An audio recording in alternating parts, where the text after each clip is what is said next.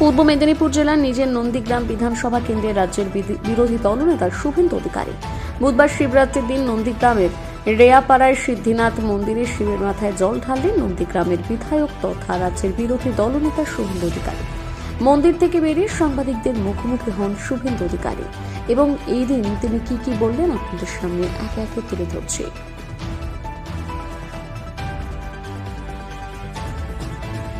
সমারোহে শিবরাত্রি পালন হচ্ছে, আপনারা বেশ কয়েকটি প্রোগ্রাম আছে দেশ জুড়ে না, গোটা পৃথিবী জুড়ে হিন্দুরা পৃথিবী ব্যাপী থাকে। কি বার্তা দেবেন আজকের দিনে? আজকের দিনে দাঁড়িয়ে কি বার্তা দেবেন? দেখুন, এবছর শিবরাত্রি এমন সময় হচ্ছে যখন মহাকুম্ভে 60 কোটির বেশি মানুষ পুণ্য স্নান করেছে। তো এই বছরের শিবরাত্রির একটা আলাদা মাহাত্ম্য রয়েছে। তাছাড়া আমাদের এই রেয়াপাড়া সিদ্ধনাথজি মহাদেব মন্দির, এটি আমাদের জেলা শুধু নয়, রাজ্যের মধ্যে একটি বড় প্রতিষ্ঠানে পরিণত হয়েছে।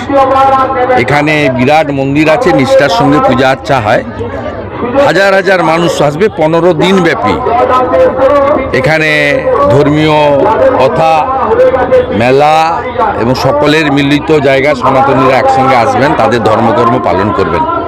আমি শুধু বিধায়ক নই, মন্দির কমিটির সভাপতির বিধায় প্রত্যেক বছর এখানে চেষ্টা করি শিবলিঙ্গে জল দিয়ে, ফুল দিয়ে প্রণাম করে, আমার যে ধর্মীয় রীতিনীতি অনুযায়ী সেটা আমি করে এখানে যারা জলযাত্রী আছেন তাদেরকে ফল এবং জল বিতরণ করে এখানে এখানে যে পরমান্ন একটু গ্রহণ করে আমি প্রস্থান করছি।